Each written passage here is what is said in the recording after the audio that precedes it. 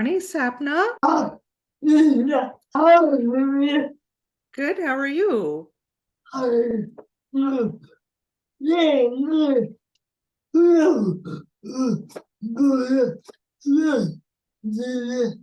Oh, you are most welcome. I'm absolutely delighted to be with you, and you have an amazing story. So I just thought, oh, I've got to meet this woman.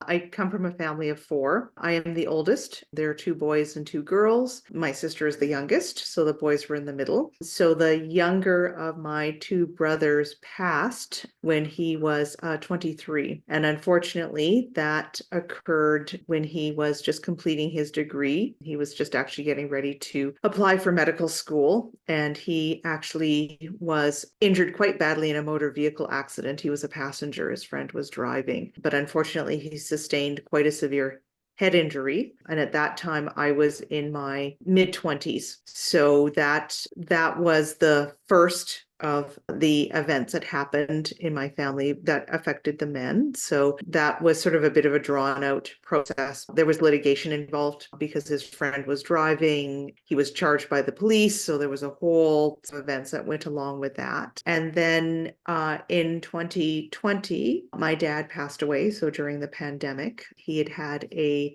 stroke 3 years prior to that. And then unfortunately, over time, his condition worsened and he passed. And then most recently, my other brother passed away last fall. So he was in his mid-50s. Sadly, as I reflected on that, all the men of my immediate family have passed on. So now it's just my sister and my mom and I and my husband. So that's been the story of loss in my life.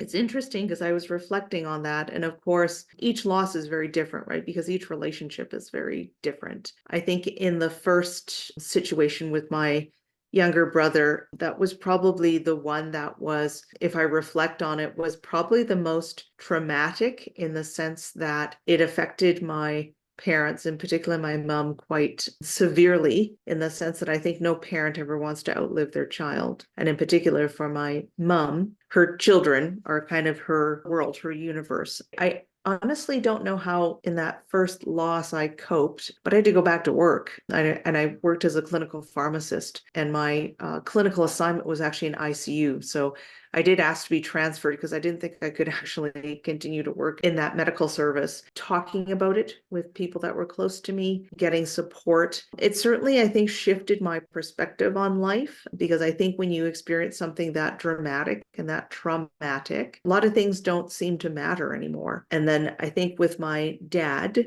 we knew that it was coming. So in many ways, we were preparing for it. So I think that loss felt a little different, although I guess what maybe helped a bit was just the fact that knowing that there was an inevitable outcome coming, I really was very intentional about spending a lot of time with him. And we actually had the opportunity to kind of plan how things would go. I was able to be with him at the moment he passed, which was a real gift. With my other brother, most recently, I did actually professional help. So I have a psychologist that I work with. I really sort of, I think, leaned on the people close to me to really get that support and to talk about it rather than, I think, internalizing it and just normalizing the fact that, you know what, there's going to be emotion with it. And I think just being easy on myself. Each one of those losses resulted in some very different approaches and strategies to managing it. I would say, you know what, for the most part, pretty good because I now have something else to focus on, which is taking care of my mom. My mom has dementia. So my sister and I are both caregivers for her. But I think having been through that much loss and that much change in my life, one of the things that I've come to realize is the importance of taking care of oneself, which is not always, I think, easy from a cultural perspective and also from the perspective of as a woman, we often tend to put others' needs ahead of our own. But it's been a lot of very intentional effort to put myself first. Mhm.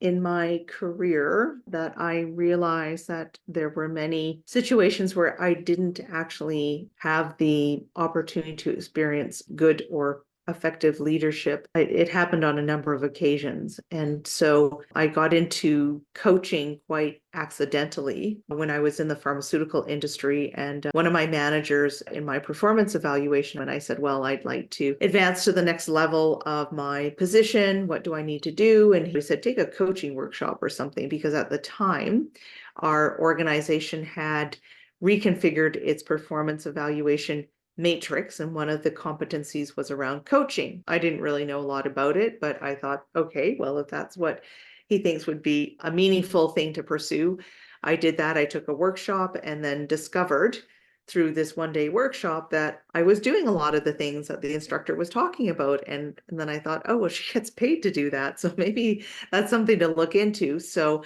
I ended up taking a coach training program, and while I was still working, and then had the opportunity to start my own. The organization I worked for went through a downsizing, but I think I just discovered over time that that was the thing that I was really passionate about, because I think that we're all leaders, whether we have a formal title or not. And I think that by really understanding what it means to be a leader and focusing on leadership, it allows each of us, again, whether we have that professional title or it's just something personal, it allows us to really show up and impact and influence the world in a way that we want to see. And so I think for me, that's why I'm so passionate about it, because we all need that. We need leaders, especially with all the kinds of challenges and issues that are happening in our world right now.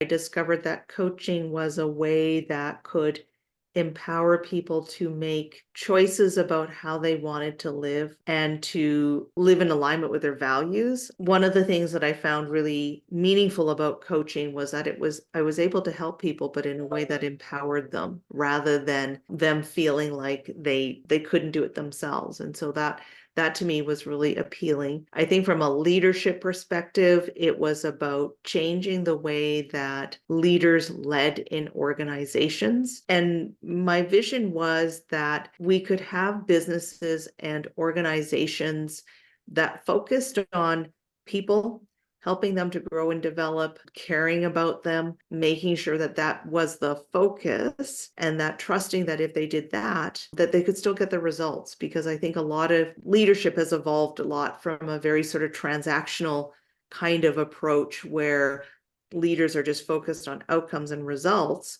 but to one now where leaders are coaching, they're helping the people that work for them and work with them to grow and develop, to support them, to be empathetic, to be much more emotionally intelligent, and that actually helps organizations to be even more successful than if they just focused on outcomes. Businesses are about ideas. Somebody had an idea about something that they thought could make the world better or different or add to the world in some way. And so I think, business is something that's really important, but it's the way that businesses are being run and how people are being treated. I think that matters. That's the vision that I had when I started as a coach, and the one that I still carry now.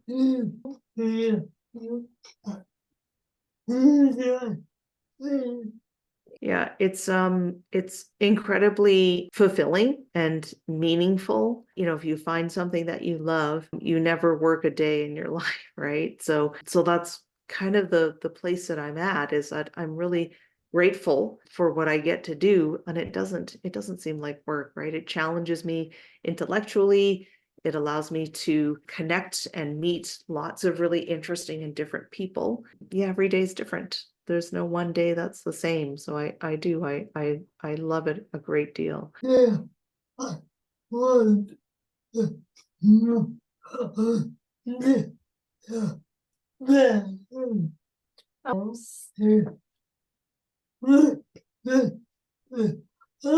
Sure. Yeah.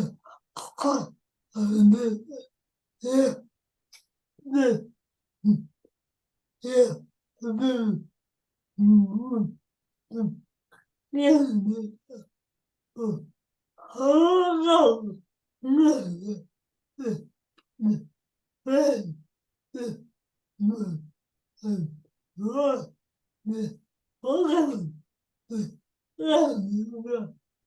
So my dad actually came here as a young boy. That would have been probably in the early 50s. So he was in a very small town in a place in a province called Saskatchewan. And then when my mom came, they got married in Hong Kong, and they came in the early 60s. It was seen as a better life. So at that time, of course, in China's history had come in, and my maternal grandfather was a physician. But of course, with the Communist Party, they were targeting different levels of society, right? So being a physician was seen as kind of more, right, that sort of elite level of society. My grandparents, my mom's parents, just felt that they would have better opportunities if they were to come to Canada. So that's really the impetus behind them immigrating here, was because they saw it as a way to create a better life for themselves. And so that's what they did. They ended up coming here after leaving China and Hong Kong. It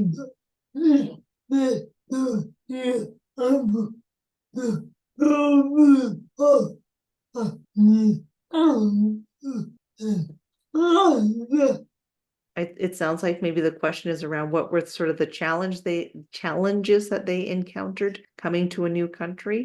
Obviously, language, culture, right? I know that for my mom, she had grown up in an environment where, because of the nature of the work that my grandfather did, they actually had servants. And so I remember her telling me that when she was getting ready to get married, my grandfather, my grandmother took her aside and said, okay, well, we need to teach you how to cook, because, my mom didn't really have to do any of that. So, just learning that, right, coming to a new country and like learning how to use different appliances, right? I think the isolation was challenging, right? Because there was at the time a small Chinese community, and they did live in what is now still Chinatown, but not knowing the language, right? My mom was a young mother. Shortly after they got married, she had me. And so that was a lot, being away from family. She did have siblings. So I have aunts and uncles, but they lived about 2 hours away by car, right? She didn't know how to drive, right? So it's just learning how to live in a completely different world. And of course, now it's different because there's so much more technology, right? But back then there wasn't the same kind of resources if you didn't speak the language, because you were reliant on maybe trying to find a dictionary or that type of thing, right? But I think, yeah, it was very much like being in a completely different land, like a foreign land, like almost being on another planet.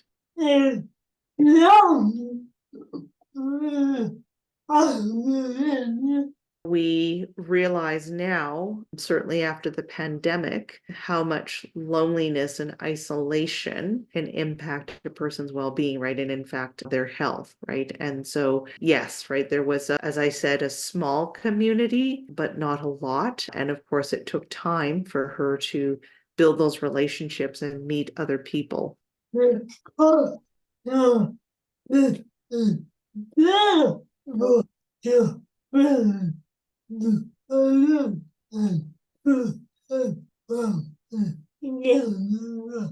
That's a good question. I'm not absolutely sure. I know that probably when I was around 6 or 7, my dad partnered with somebody in a restaurant. So I would imagine that it was probably a good 10 years or so, because I know that at the time, my mom was able to take English lessons because they used to provide that through a vocational school, which is now a college. I guess it took some time because I guess over that 10-year span, 4 of us were born. So there's 4 with my siblings, we were each about 2 years apart. So over that 10-year span, not only was my mom trying to continue to acclimatize to a different country and culture and environment, but she also had 4 children. So I think out of necessity, that probably really, I guess, motivated her to learn English and to understand how things worked in this world that she lived in.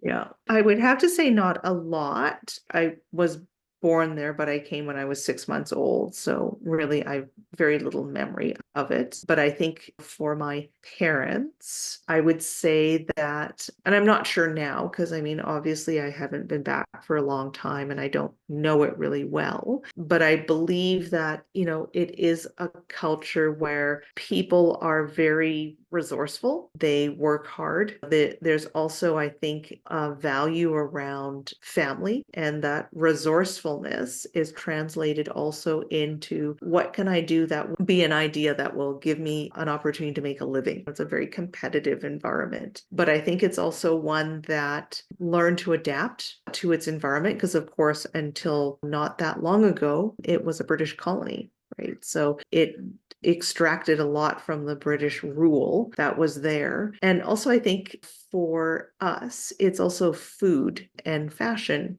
Right, because there's a lot of incredibly talented seamstress and tailors there, and some beautiful craftsmen there. So there's that. I think those are some of the aspects, the culture of Hong Kong that I've retained or been influenced by. I would love to go back. I've spoken about that with my husband. The last time I went back was in the early 2000s. I'm guessing it's probably quite different now because this is now after the handover to China. But I've mentioned that to my husband on many occasions because I hope to. I don't know if it's still there, but I would love to, for example, go to the hospital that I was born in and be able to show him the place that I was born and part of my history. So yeah, I would love to go back. I'd go back in a heartbeat. Yeah,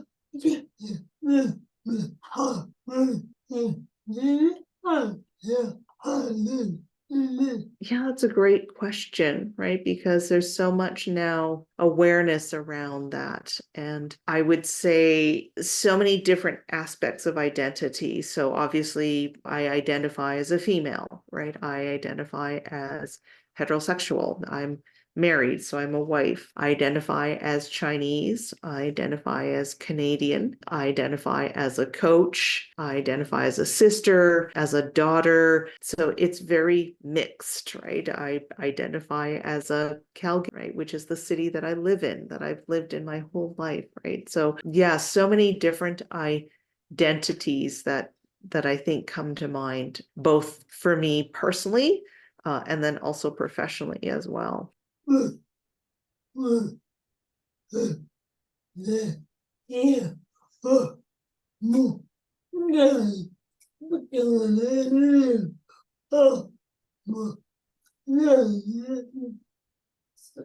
I would say that when I was growing up, I tried to be more Canadian than Chinese because, it's interesting. A friend of mine said this to me one day. She said, growing up, if you were different, you didn't want to be different, right? So you tried to suppress, right, those things that made you different. And I would say now that I'm probably more kind of, I'm going to say 60-40 Chinese and 40% Canadian, right? Because I think there's much more interest, right? Much more, I guess, what's the word I want to say? More safety, right? To be different, right?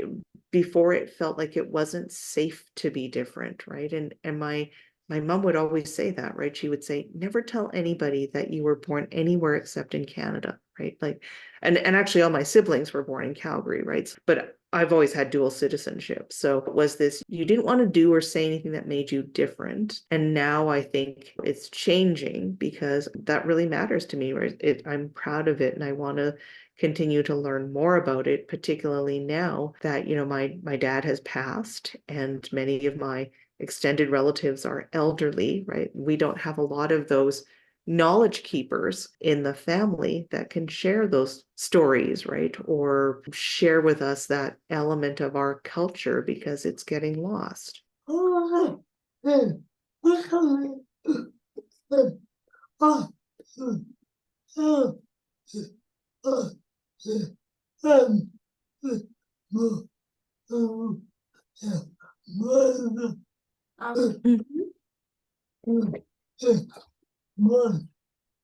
Nope.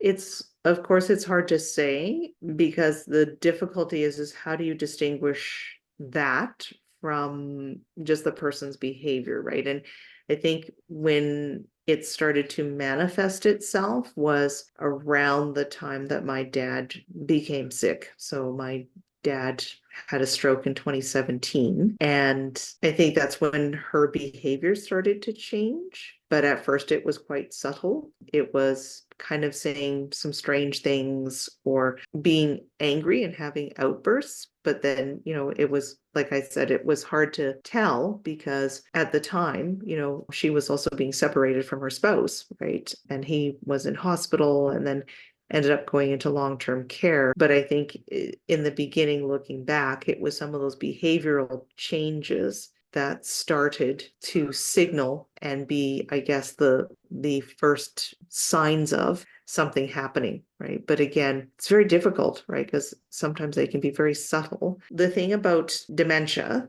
is that it's a very difficult diagnosis to make, and it's really kind of a cluster of symptoms. Part of what also made it difficult for me personally is that, like, I didn't want to see it because I was already dealing with one parent who needed support and was not well. But I think to answer your question, Sapna, it was a lot of very extreme and bizarre behavior, right? Because we would go to the bank and she would get upset, right? And she would, yell at a teller, right? Have these outbursts, right? And she would go to see my dad in the long-term care facility and she would get upset with the staff, right? She would be upset with my dad, right? We all know that over time as we age, we start to forget things, but then it was the patterns, right, of things where she was really struggling to be able to cope. Right. So, and I remember one situation where she was staying in an apartment downtown and she got lost and she was very upset because it took her hours to find her way back home after going to the bank. Right. So that was the beginning signs of the dementia. Oh.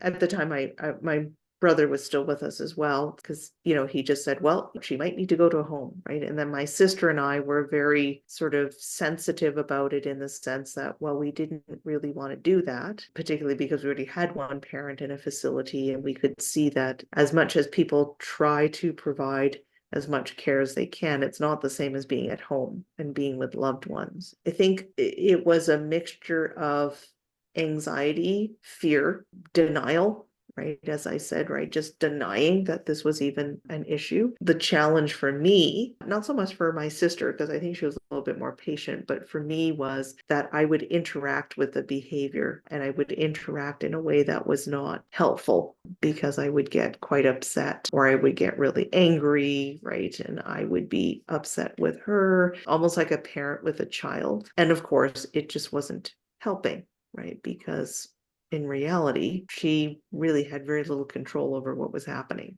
right? It would just happen. Yeah.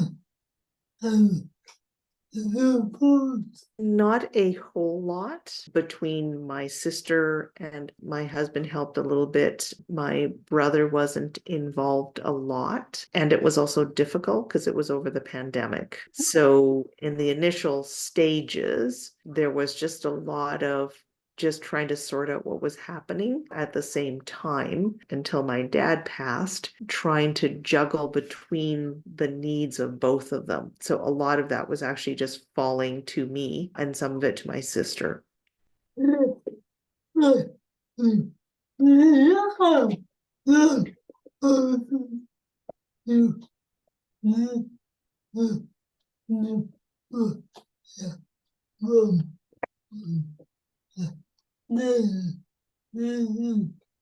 So I can describe a day in the life of how, let's do that because that'll give you a good idea. So essentially the arrangement that we have right now is that she's still in her own home. So between my sister and I, we stay with her full time. And then we do actually have healthcare aides that come and support us. So in the morning, I would get up. Like this morning, I go downstairs. She lives in a 2-story home. So I go downstairs to see if she's awake yet. So I start making her breakfast, get all those things ready. And she has very specific things that she likes. So I start making all that, getting that ready. Then I get her out of bed. Then I get her up. I get her to the washroom, get her changed, cleaned. So I, do some with her, some very basic hygiene, get her ready for breakfast. So she has her breakfast. And then usually by that time, our first healthcare aide is here. So our day person is with her until after lunch hour. So she's here until 1:30. During that time, while I have somebody here, it's kind of nice because then I can work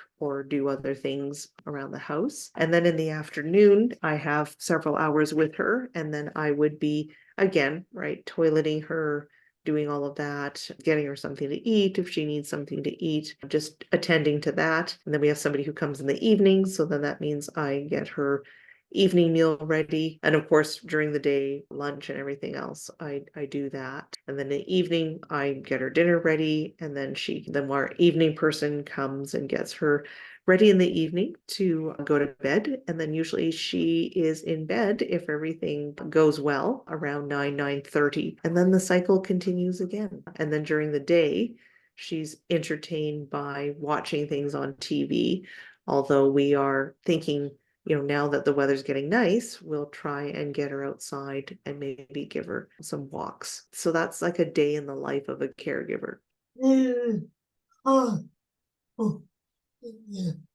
It can be in the sense that because both my sister and I choose to continue to work while we care for her, it does mean, right, that I have to be mindful of how much work I take on, how to schedule. It impacts relationships, right? Because I don't necessarily have the freedom or the time in my schedule, for example, to, go and have coffee with somebody, right? Because it has to be very specific times, or I have to arrange for my sister to be here because there's always somebody with my mom. And I think it's also difficult in that I need to make time to take care of myself. It's, getting a walk in, right? It's making sure I eat properly, right? That I get enough sleep, all of those things. And as difficult as it can be, I'm also very grateful that I get to spend this time with her because I know that some people don't have that opportunity to. They might live very far away from their mother and not be able to do that for them, or they've already lost their mom. So I'm very grateful for that. So I try to remind myself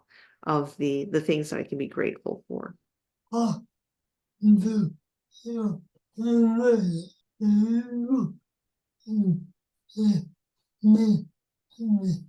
Yeah. Yeah. Oh, yeah. Yeah. Mom. Yeah. Mom. I am in a fortunate position that I'm self-employed.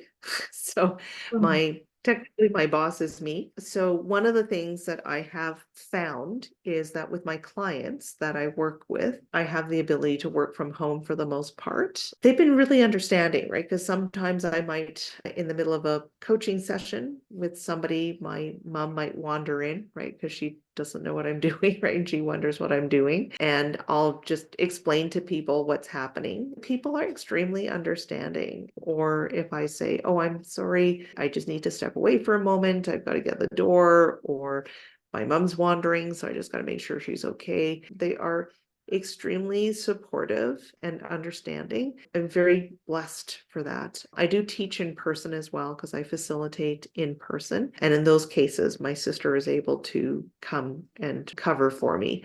Unfortunately, and her employer has a hybrid working arrangement. So she has requested but was not successful in getting remote working. As I said, for me, I'm pretty fortunate because most of my work is from home and my clients are extremely understanding.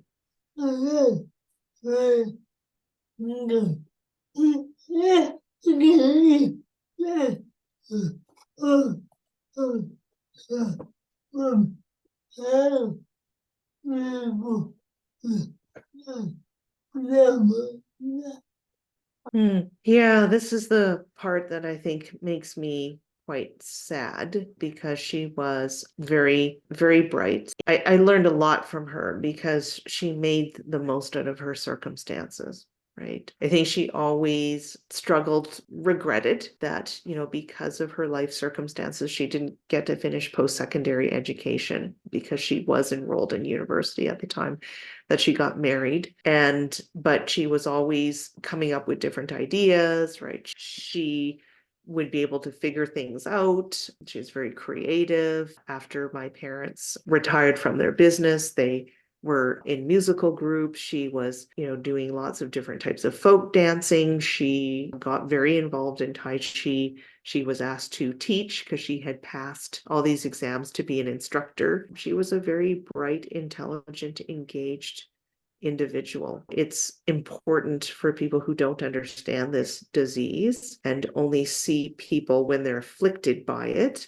that they not judge that, right? Because they don't know what came before that. I think that's a really great question because for those who haven't dealt with this disease or understand it, they could be very quick to make assumptions or judgments about somebody.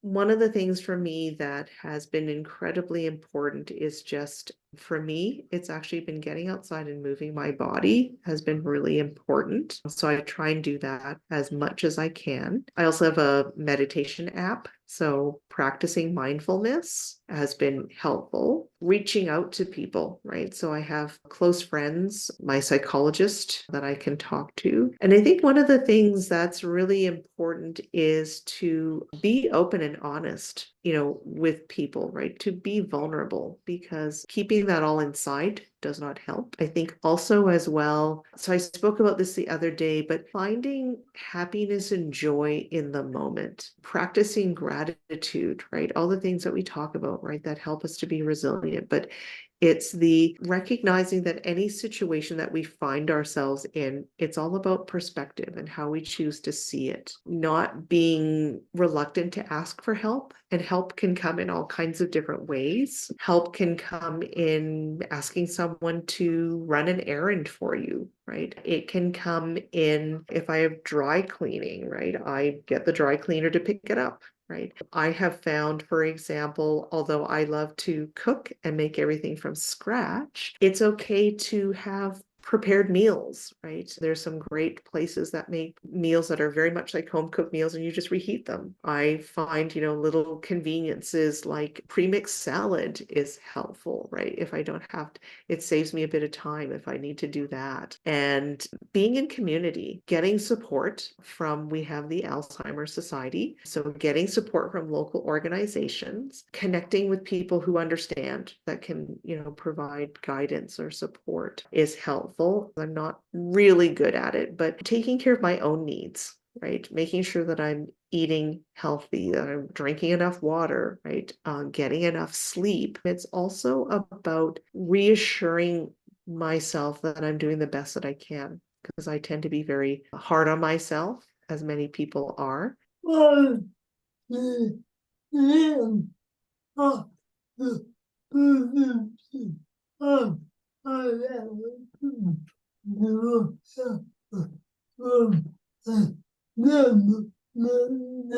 I think it is getting better. Unfortunately, the prevalence of it is increasing, right? And so there's greater awareness and empathy. Even in my own family, my extended family, people don't understand it really well. And then they're trying to be well-intentioned. And unfortunately, sometimes people will just shy away because they don't know what to do, or, it's just too much for them.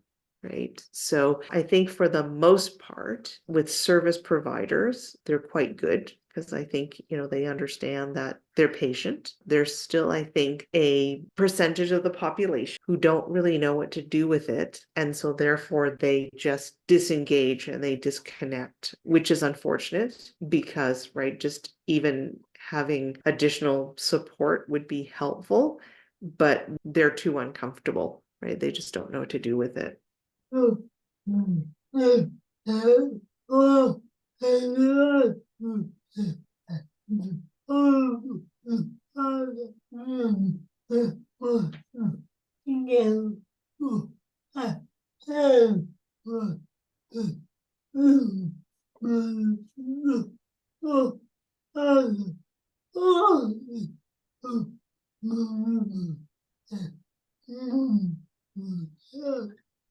For me anyways, what was helpful was educating yourself, first of all, right? Getting the resources, as I said, different societies, different, community resources. Be realistic about, what to anticipate, right? Because unfortunately, right, it is one of these things that is not going to get better. And I know that we can never be completely prepared for losses that happen, but it is about, I think, being proactive in terms of what do we need to do, right? As this progresses, what are the things that we need to have in place, both from a personal level and also from a legal perspective, right? We need to think about, right, how do we ensure that this person is looked after? I also found it really important to do research around what are the resources and supports that are available, because I think that can be challenging to find all that information.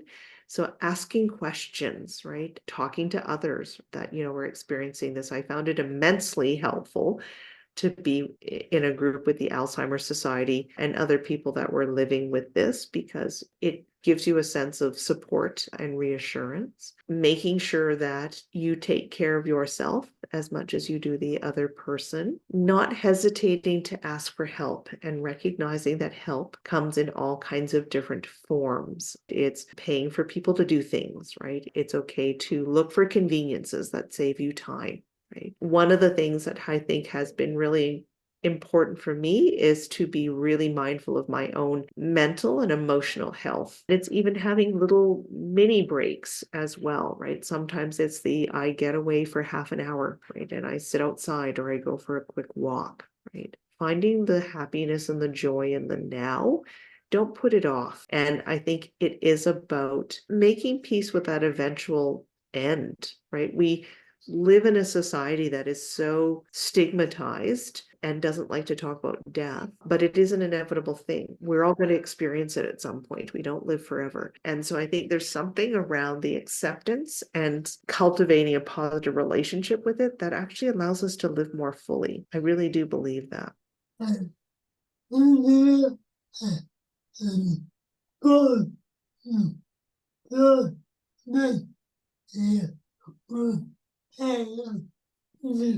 yeah, Just that we all have our own journey to live, right? Don't compare yourself with others. Be confident in just living your life the way that it feels right for you, right? Because I get lots of people saying, "Oh, are you going to put her in a home? Oh, are you looking for a home?" And it's like, well, no, we're not choosing to do that, right? Or if we need to get to that place, we will, but not if we don't need to. And I would also say too that follow your instincts and recognize that you know a lot more than you realize, right? So, for example, last week when my mom was in the hospital, I had quite a few doctors and nurses that said, "Oh, well, so if we have to sedate her because she gets agitated, what kind of medication do you want?" And I said, "No," right? I was a clinical pharmacist, right? I said, "No sedation. She's not going to get agitated. I'm going to be with her the whole time." And honestly, she was fine. I think these are just normal things. Who wants to get needles put into them, right? Who wants to get some of these procedures done, right? Nobody, even not a normal person, right? To the earlier question that you had, Sapna, there's a perception sometimes, even from the medical profession, a bias that, like, oh, they're going to be agitated, so we need to do something about that. And in reality, they may not. Even though I dealt in the world of drugs, I'm a big believer in that we don't need to medicate for everything. As the caregiver, as her daughter, as somebody who's with her all the time, I believe that sometimes I know best. Even though I don't have all the medical training, I know enough to say, no, she's not going to need that, right? So, and as I said, it all worked out fine, right? She was fine. She didn't really get agitated. And when, they had to do any kind of procedure, I was there and it was okay. no,